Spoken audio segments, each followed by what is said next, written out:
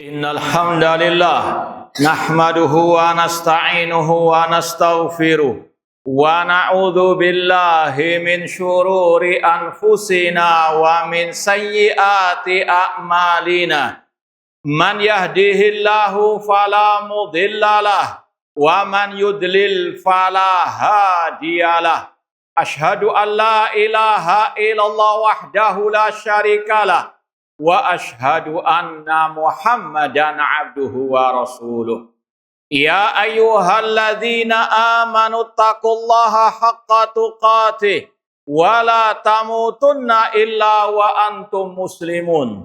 Ya ayyuhan nasu taqu rabbakumul ladzi khalaqakum min nafsin wahidah wa khalaqa minha zawjaha wa batha minhuma rijalan katsiran wa nisaa wattaqullaha alladzi tasaaluna bihi wal arham innallaha kana 'alaikum raqibah.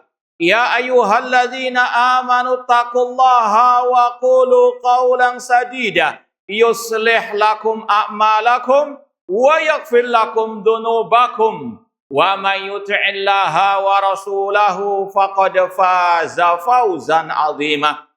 Amma ba'd, fa inna asaqal hadits kitabullah wa khairal hadi hadi Muhammadin sallallahu alaihi wasallam wa syarrul umuri muhdatsatuha wa kullu muhdatsatin bid'ah wa kullu bid'atin dhalalah wa kullu dhalalatin finnar.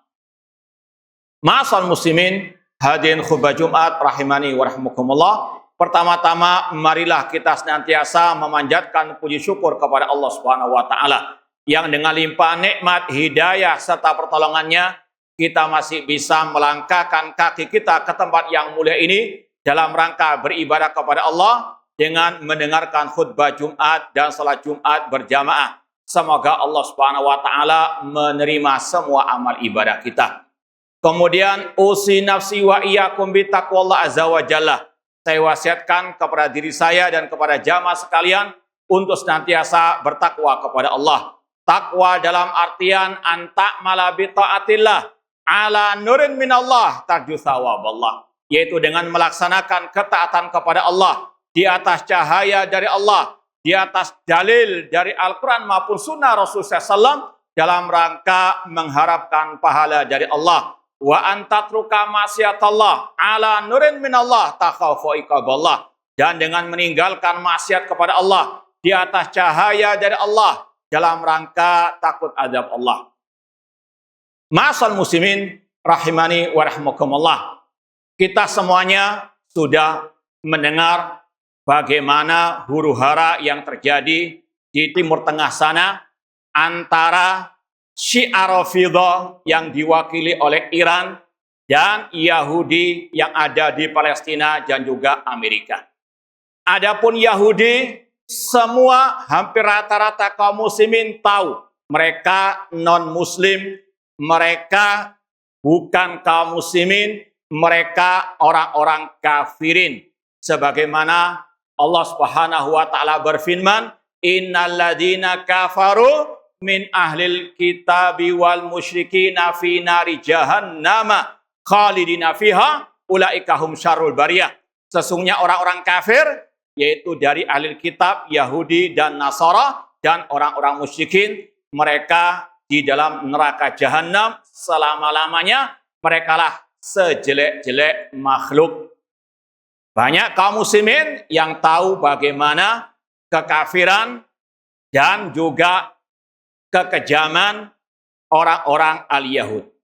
Tapi banyak dari kaum muslimin yang tidak tahu bagaimana hakikat Syiah Rafidhah yang bermarkas di Iran sekarang ini. Maka sebagaimana yang dikatakan oleh sahabat Rasul yang bernama Hudzaifah bin Yaman, kanan nasu yas'aluna Rasulullah sallallahu anil khairi wa kuntu as'alu anisyar makhafata an yudrikani.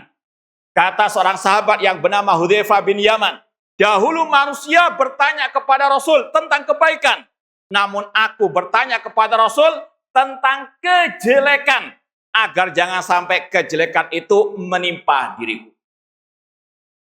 Umar bin Khattab radhiyallahu anhu, beliau pernah mengatakan, tangkudu ural Islam urwatan idan nasa'a fil Islam malam ya'rif al jahiliyah. Akan terurai ikatan Islam satu demi satu jika muncul generasi yang tidak tahu apa itu jahiliyah, apa itu kejelekan. Dan itulah yang juga diucapkan oleh seorang penyair Arab, araftu syarla li syar. Aku mengenal kejelekan bukan untuk melakukan kejelekan, lakin litawaki, namun untuk aku menjauhkan diri dari kejelekan tersebut. Wa malam ya'rif syar minal khair yaqa'u fi. Barang siapa yang tidak tahu kejelekan dari kebaikan, maka dia akan jatuh ke dalam kejelekan tersebut. Dan inilah metode Islam. Islam tidak hanya mengajarkan yang baik untuk diikuti, namun Islam juga mengajarkan apa yang jelek untuk dijauhi. Dan itu yang tiap hari kita baca. Ihdinas siratal mustaqim. Ya Allah, tunjukkanlah kami ke jalan yang lurus. Ini kebaikan untuk kita ikuti. Namun Allah menambahkan, ghairil maghdubi alaihim. Bukan jalannya orang-orang yang dimurkai dan bukan jalannya orang-orang yang sesat. Ada jalan kebaikan untuk kita ikuti, ada jalan kejelekan untuk kita jauhi. Harus tahu apa itu kejelekan. Bahkan dalam surat Al-Baqarah, setelah Allah menyebutkan di awal surat Al-Baqarah orang-orang yang beriman, apa sifat mereka, Allah melanjutkan dengan siapa orang kafir dan sifat mereka, dan orang-orang munafikin dan bagaimana sifat-sifat mereka. Maka kewajiban kita tidak hanya mengenal kebaikan untuk kita ikuti, namun juga kita harus tahu kejelekan untuk kita jauhi. Dan di antara kejelekan tersebut adalah kelompok yang namanya Syiah Rafidhah. Ma'asal muslimin rahimani wa rahimakumullah. Para ulama sejarah seperti Imam At-Tabari dalam tarikh beliau menyebutkan di tahun 35 Hijriah ada seorang Yahudi yang bernama Abdullah bin Saba dari negeri Yaman. Dia pura-pura masuk Islam untuk merusak Islam dari dalam. Pertama kali dia mengatakan kalau Nabi Isa saja bisa kembali turun ke dunia, demikian pula nanti Muhammad akan kembali ke dunia. Reinkarnasi. Kemudian dia mengatakan setiap Nabi punya wasiat. Ali bin Abi Thalib, dialah wasiatnya Rasul untuk menjadi khalifah sepeninggal beliau. Kemudian dia memprovokasi massa untuk mengkudeta Al-Khalifat Rasyid Utsman bin Affan. Kata ulama, inilah sejarah pertama kelompok Syiah muncul di atas muka bumi, di tengah kaum muslimin. Siapa pendirinya? Orang Yahudi. Abdullah bin Saba al-Yahudi. Apa saja kesesatan, kekafiran Syiah Rafidhah banyak sekali. Di antaranya yang pertama, bagaimana kekufuran mereka terhadap Al-Quran. Dalam kitab mereka yang berjudul Ushulul Kafi, dikatakan sesungguhnya Al-Quran yang diturunkan oleh malaikat Jibril kepada Nabi Muhammad jumlahnya 17.000. Sekarang yang ada cuma berapa? 6.000 sekian. Kata mereka Al-Quran yang ada sekarang ini tidak murni. Ini akidah Syiah Rafidhah. Melecehkan Al-Quran. Bahkan dalam tafsir mereka yang berjudul Tafsir Al-Qummi mengatakan Al-Quran minhu nasikhun wa mansukh wa minhu muharrafun wa ma khilaf ma anzalallah.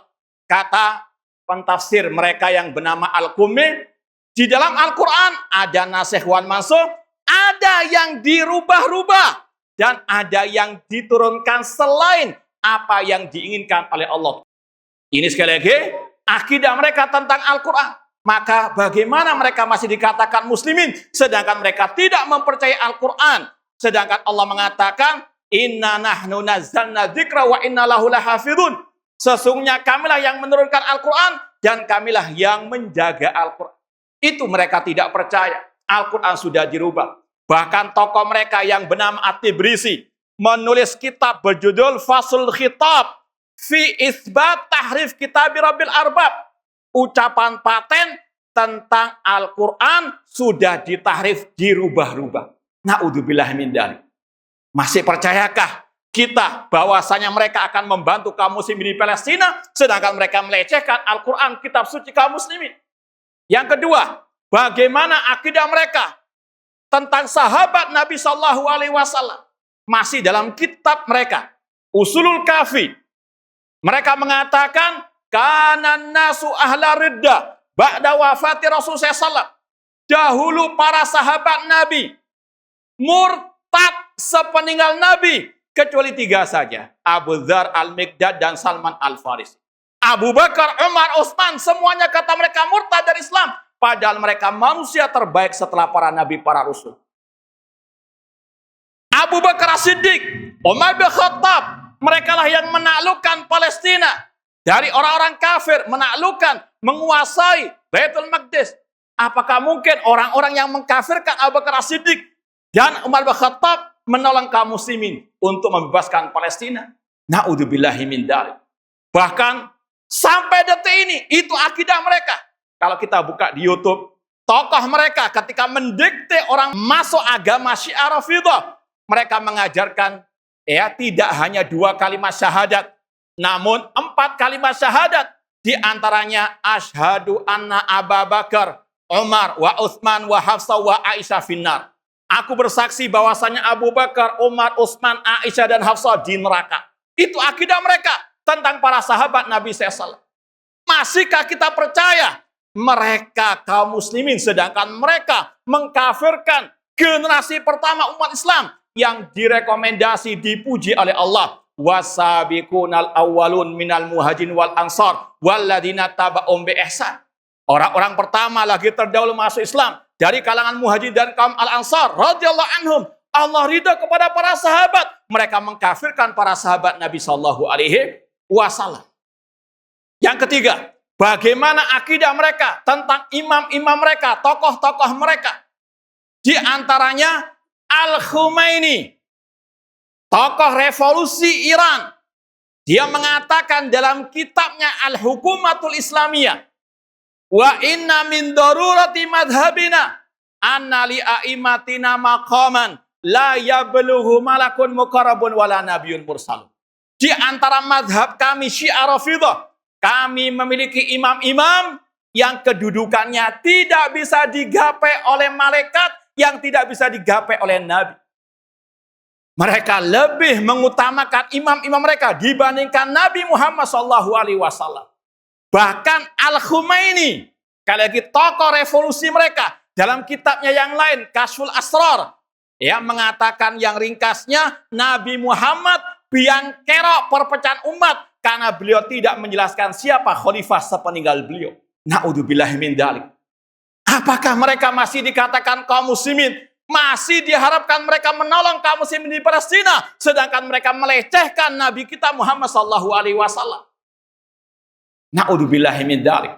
Bahkan lebih dari itu, imam-imam mereka kedudukannya sejajar dengan Allah. Dalam kitab mereka Al-Kafi ada bab annal a'immata alaihimus salam idza sya'u an ya'lamu alimu. Imam-imam mereka, kalau mereka mau mengetahui sesuatu, pasti mereka bisa mengetahui sesuatu. Dalam bab yang lain ada kata-kata annal a'imma alaihimus salam ya'lamun makana wa ma yakun wa ma yakhfa alaihim minhu syai'. Kata mereka, imam-imam mereka tahu apa yang telah terjadi, apa yang sedang terjadi, dan tidak tersembunyi bagi mereka sesuatu apapun. Ini sifat Allah. Allah mengatakan la takhfa li khafiyah. Namun mereka menyematkan sifat itu kepada, bahkan mereka melebihkan imam mereka dibandingkan Allah. Mereka mengatakan ma'udzimallah mislul bada. Tidaklah Allah diagungkan seperti akidah al-bada. Apa itu akidah bada? Mereka meyakini Allah tidak mengetahui sesuatu sampai terjadinya sesuatu itu. Imam mereka itu yang mereka sembah selain Allah Subhanahu wa taala. Dan itulah pertama kali yang mereka ajarkan di zaman Al-Khalifatul Rasyid Ali bin Abi Thalib. Pertama kali mereka muncul, mereka mengatakan anta huwa, engkau wahai Ali adalah Allah Subhanahu wa taala. Maka Ali bin Abi Thalib pada waktu itu langsung membuat parit, mereka dimasukkan ke dalam parit yang menyala api. Ali bin Abi Thalib tidak ridha kepada Syiah Rafidah. Dan ma'asal muslimin rahimani wa rahmakumullah, para ulama sejak dahulu sudah memperingatkan kita tentang bahaya Syiah Rafidah. Di antaranya Imam Al-Bukhari dalam kitabnya Khalqu Af'alil Ibad, beliau mengatakan, la ubali sallaitu khalfal yahudi awin nasrani am sallaitu khalfal jahmi awin rafidhi. Aku tidak membedakan apakah aku salat di belakang orang Yahudi, di belakang orang Nasara, atau aku salat di belakang Syiah Rafidah, atau di belakang pengikut kelompok Jahmiyah. Imam Bukhari menyamakan mereka dengan orang-orang kafir tersebut. Imam Ahmad rahimahullah ketika ditanya tentang Syiah Rafidah, ini dinukil oleh putra beliau dalam kitabnya As-Sunnah. Beliau mengatakan, laisatir rafidatu minal islami fi syai'. Kelompok Syiah Rafidah bukan Islam sama sekali. Kata Imam Ibnu Katsir ketika mentafsirkan surat Al-Fatah ayat yang terakhir, liyaghidha bihimul kufar. Allah ingin menjadikan orang kafir murka kepada para sahabat. Kata Imam Ibnu Katsir, wa min hadhil ayah intazal Imam Malik fi riwayatin anhu bitakfir rawafid. Dari ayat inilah Imam Malik rahimahullah, gurunya Imam Syafi'i, mengkafirkan Syiah Rafidah karena mereka membenci para sahabat Nabi Sallallahu Alaihi Wasallam. Imam Harb Al-Kirmani, murid dari Imam Ahmad, dalam kitabnya Mu'taqad Ahli Sunnah atau Ijma' Salafil I'tiqad, beliau mengatakan, ar-rafidatu aswa'u atharan fil Islam min ahlil kufri min ahlil harb. Kata sekali lagi Imam Harb Al-Kirmani, bahwasanya kelompok Syiah Rafidah lebih jahat, lebih bahaya dari orang-orang kafir yang memerangi kaum muslimin. Dan dalam sejarah demikian faktanya. Ketika hancurnya, runtuhnya Khilafah Abbasiyah, siapa biang keroknya? Tokoh-tokoh mereka yang masuk ke dalam kekhalifahan yang bernama Al-Qummi At-Tusi untuk mereka membuat makar dengan orang-orang Tatar menghancurkan Khilafah Al-Abbasiyah. Dan jangan jauh-jauh, coba tengok sejarah Suriah beberapa tahun yang lalu. Ratusan ribu kaum muslimin dibantai. Siapa yang membantai? Presiden Suriah Bashar Assad yang memiliki ajaran akidah Syiah Batiniyah Nusairiyah dibantu oleh Syiah Rafidah di Iran. Bukan orang Yahudi saja yang membantai kaum muslimin. Mereka lebih jahat dari semua orang-orang kafir, kata Imam Harb Al-Kirmani.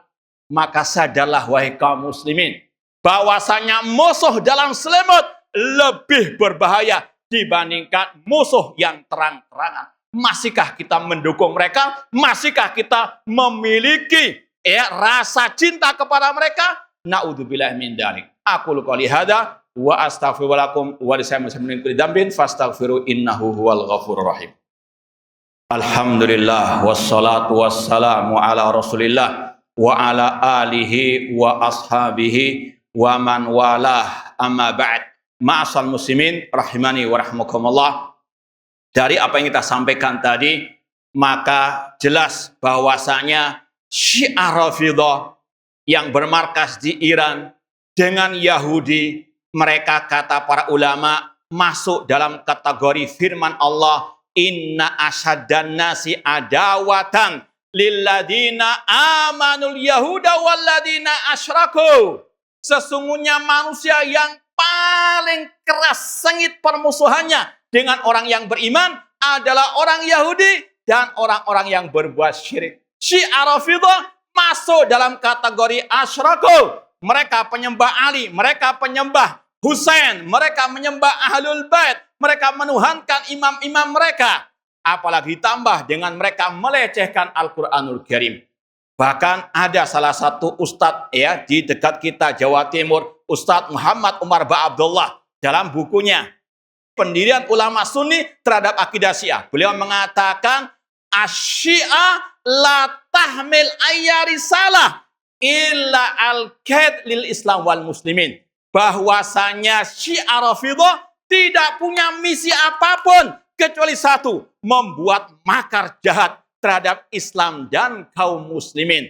Maka sekali lagi, ma'asal muslimin, harus kita paham sejarah, harus kita tahu kejelekan ini agar kita tidak tertimpa kejelekan tersebut, meskipun hanya sekedar mendukung saja. Ingat sabda Rasul, la'anallah man awa muhdatsan.